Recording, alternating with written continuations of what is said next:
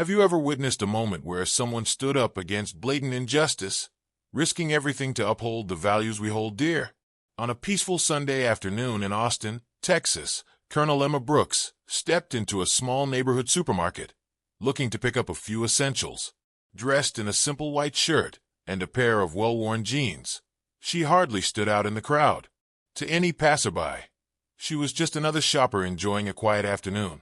But beneath her modest appearance was a woman of immense strength and discipline, a seasoned Army officer who had dedicated decades of her life to serving her country.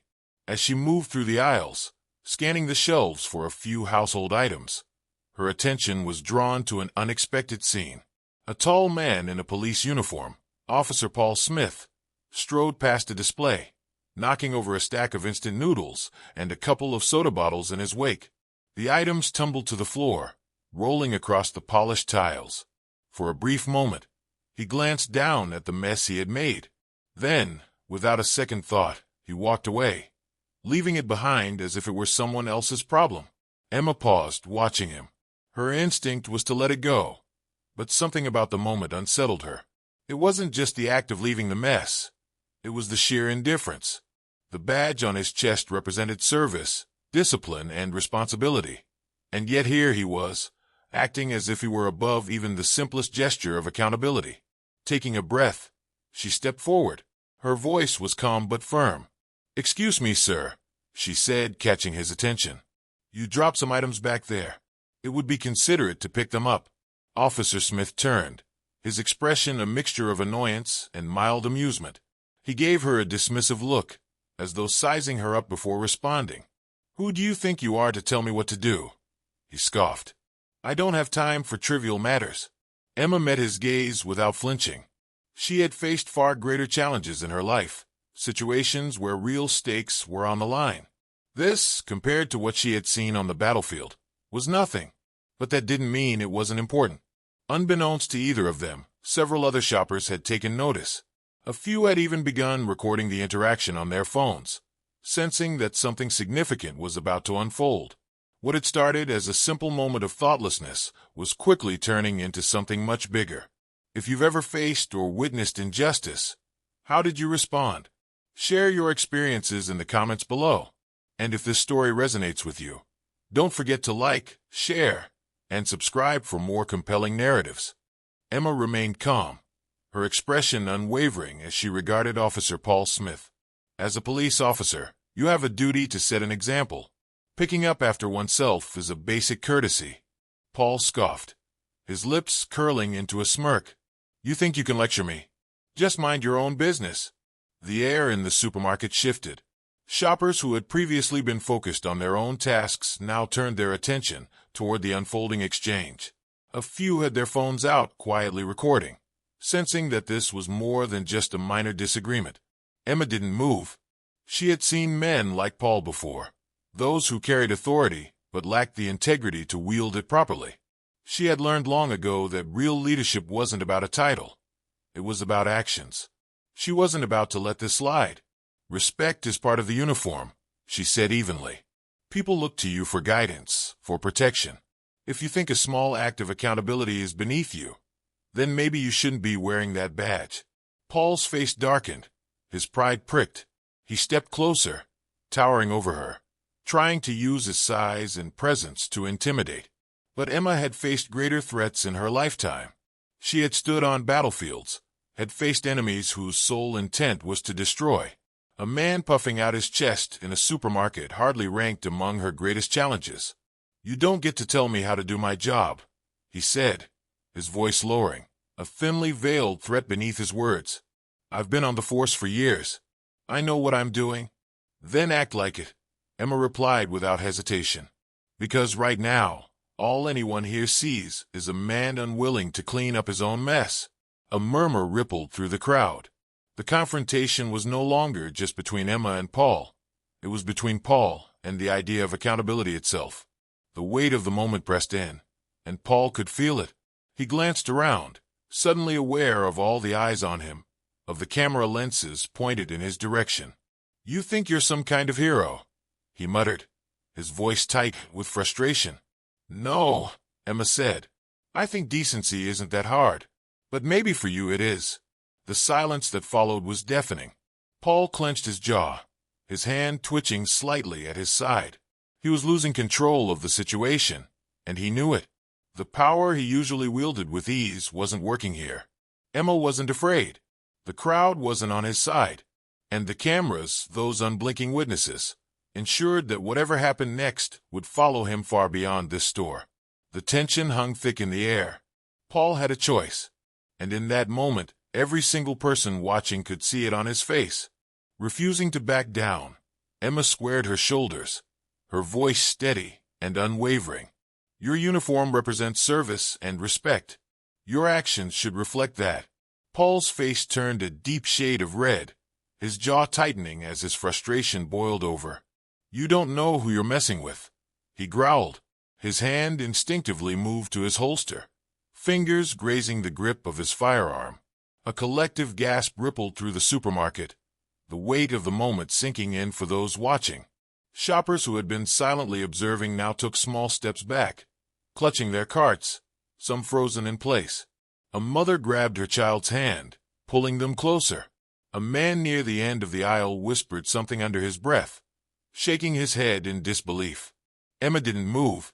Years of military service had taught her to remain composed under pressure, to see through the bravado of a man like Paul Smith. She kept her breathing even, her heartbeat steady. She had encountered fear before, but she had never let it dictate her actions. And you don't know who you're dealing with, she said, her voice as firm as stone. I've stood on battlefields where real power is measured by discipline and integrity, not by the weight of a badge or a gun. If you think intimidation makes you strong, you're mistaken. Paul's fingers twitched over his weapon, but something in Emma's eyes made him hesitate. It wasn't fear, it was certainty. A certainty that if he escalated this further, he would not be the one who walked away unscathed. The air was thick with tension, a fragile thread threatening to snap at any moment. The soft hum of the supermarket's background music felt absurdly out of place in the face of such a standoff. More phones were raised now, capturing every second of the unfolding confrontation. This wasn't just about a mess on the floor anymore. This was about power, control, and the abuse of authority. I suggest you think very carefully about your next move, Emma said, her tone even but unmistakably commanding. Because right now, every person in this store is watching you, and every one of them will remember what happens next. Paul's nostrils flared, his pride warring with common sense. The arrogance that had fueled his actions now clashed with the growing realization that this was a fight he couldn't win. The weight of the stares, the cold glow of recording phones, it all pressed in on him, squeezing out the control he had thought was absolute. He sneered, dropping his hand from his holster, but the damage was done. The world had seen what he was capable of, and more importantly, they had seen who he really was. Emma took a slow step forward, closing the gap between them just enough to lower her voice. You're not invincible, Officer Smith. Your uniform doesn't shield you from accountability. It's supposed to hold you to a higher standard.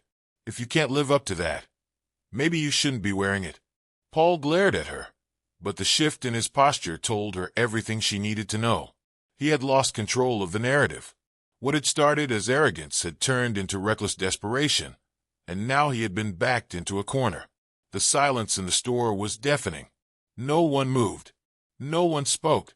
It was as if they were all waiting for the final moment, the tipping point. And for the first time in his career, Paul found himself in a position where he couldn't bluff his way out. Emma didn't need to say anything else. The truth was already laid bare for all to see.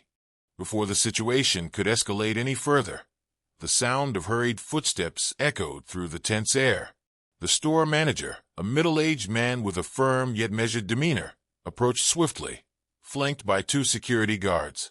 His eyes immediately locked onto Paul's hand, still too close to his holster. The weight of the moment was heavy, the silence in the store thick with anticipation. Is there a problem here?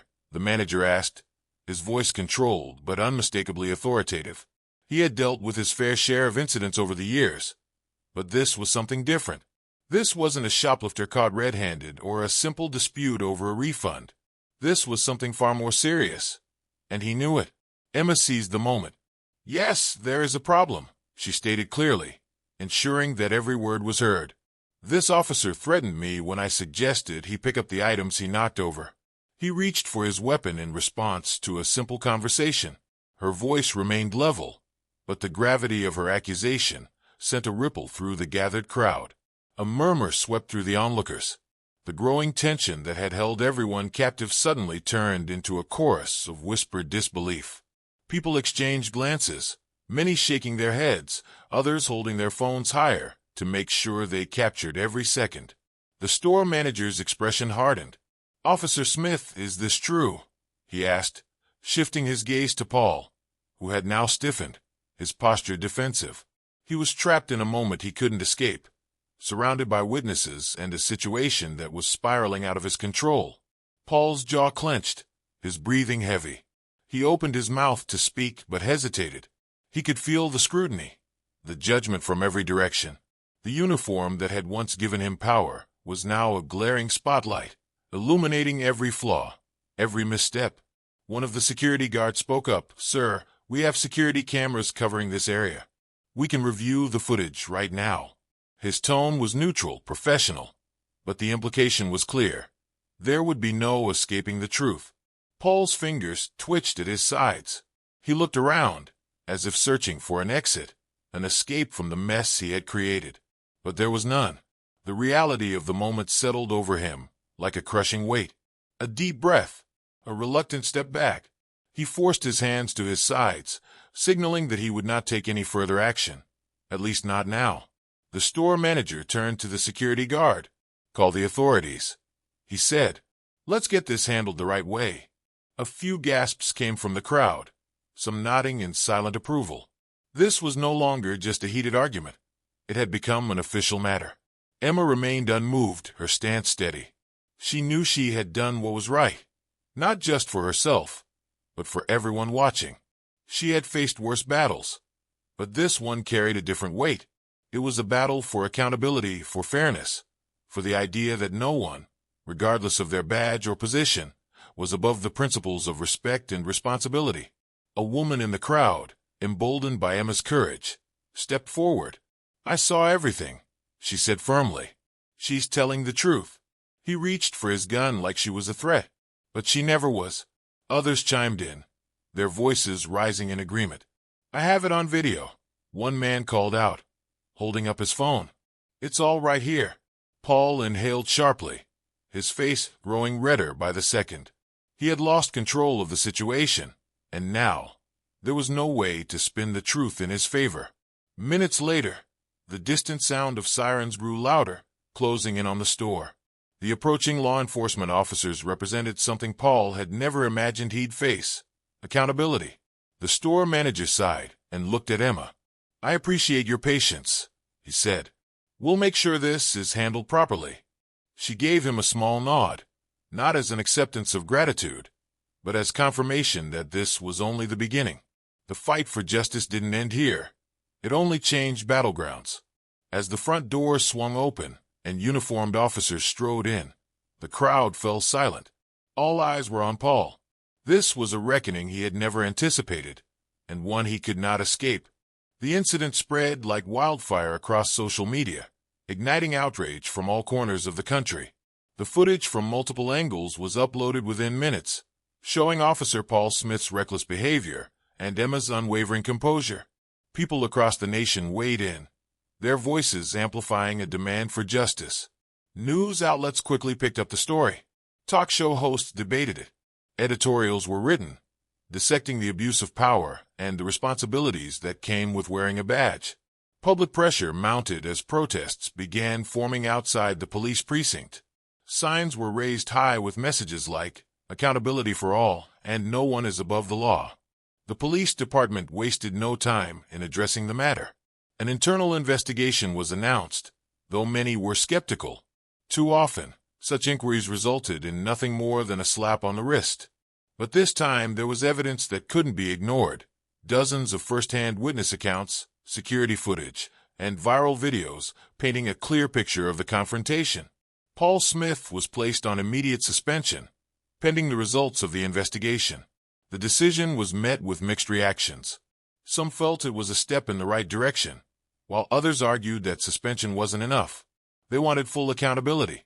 They wanted action. Meanwhile, Emma remained largely silent. She had spoken when it mattered, and now she let the public speak for her. She declined multiple interview requests, uninterested in turning the event into a media spectacle. She wasn't seeking fame or validation. She simply wanted what was right. But the world around her wasn't ready to move on so quickly. People continued to share their own experiences with officers like Paul Smith, recounting incidents of intimidation, abuse, and misconduct. The more stories that surfaced, the clearer it became. This wasn't an isolated case. Back at the precinct, tension ran high. Officers exchanged glances, uneasy about what was unfolding. Some sympathized with Paul, believing he had simply let his temper get the best of him. Others, however, recognized that this was a moment of reckoning. The thin blue line had held for too long, shielding misconduct behind a wall of silence.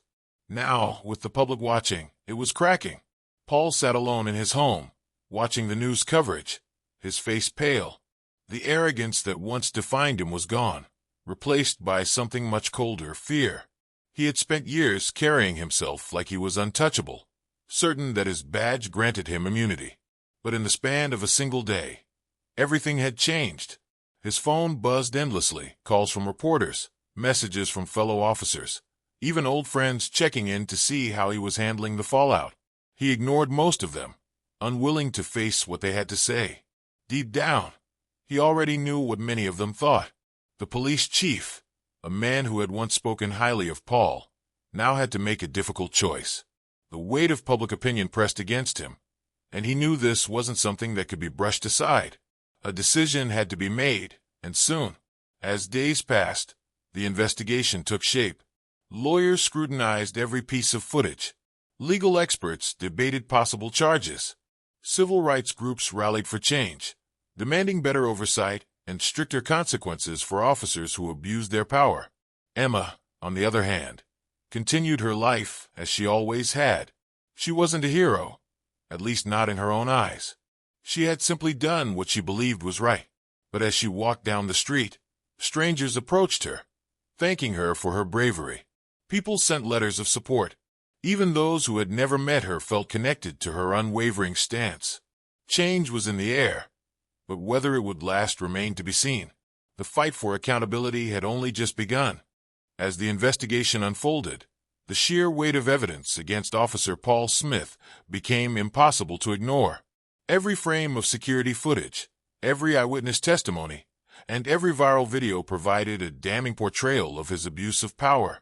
The nation watched as his actions were dissected in news reports, editorials, and online discussions.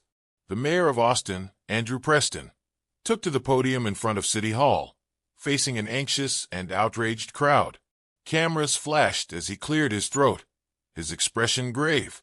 Officer Smith's actions do not reflect the values we uphold in our law enforcement community. We will take swift and decisive action to ensure accountability, he stated firmly, his voice echoing across the packed plaza. The pressure on the police department was immense. They had no choice but to respond swiftly. Within days, Paul Smith was officially dismissed from duty. The department, already under scrutiny for previous cases of misconduct, knew that any sign of hesitation would only fuel further distrust. The move was seen as necessary, yet to many, it still wasn't enough. The consequences didn't stop at his termination. Legal experts reviewed his case in detail, and soon, serious discussions arose about potential criminal charges. Threatening a civilian while in uniform was not just an ethical failure. It was a legal violation. The district attorney's office began compiling evidence, weighing the severity of the offense. While Paul Smith faced the fallout of his actions, Colonel Emma Brooks maintained her composure, handling the situation with quiet dignity. She refused every media request for interviews, dismissing the chance to turn her story into a spectacle. A local journalist managed to reach her for a brief comment, but her response was simple and firm. "This was never about me. This is about the values of accountability and justice. I just hope that this serves as a lesson for those who misuse power." Her humility only added to the growing admiration for her. Across the country, people took to social media, celebrating her courage. The hashtags #JusticeForEmma and #IntegrityMatters began trending, spreading far beyond the borders of Austin. Women in the military and law enforcement especially resonated with her unwavering stance, seeing in her a symbol of resilience and integrity. For Paul Smith, the aftermath was a stark contrast. Once a man who carried himself with unchecked arrogance, he now found himself isolated. Former colleagues who had once shared jokes with him at the precinct now avoided him.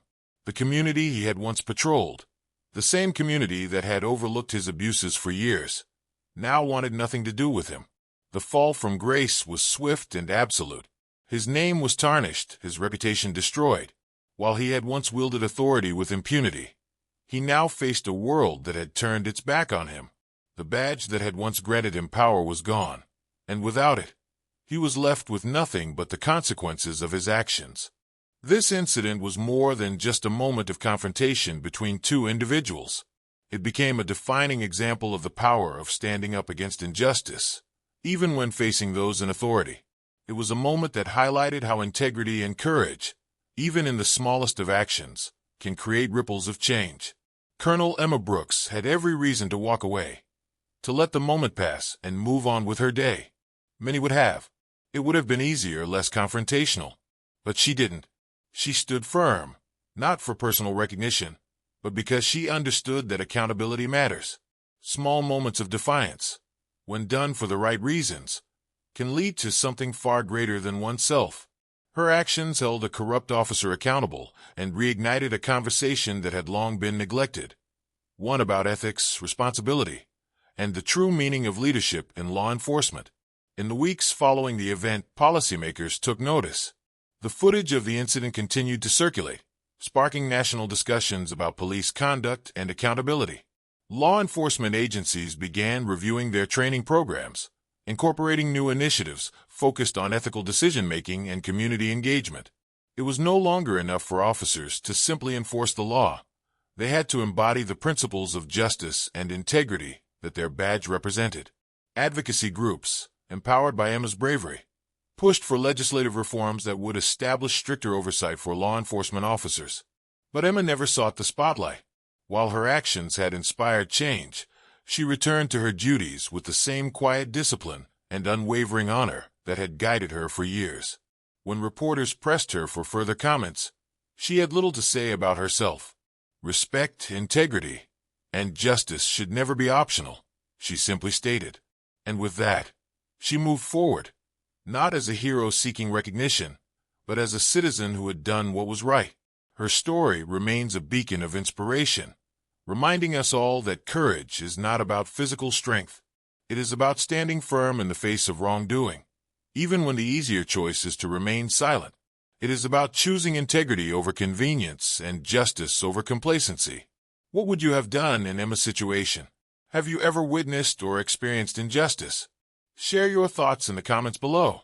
And if you believe in integrity and standing up for what's right, make sure to like, share, and subscribe so we can continue spreading powerful stories that inspire real change.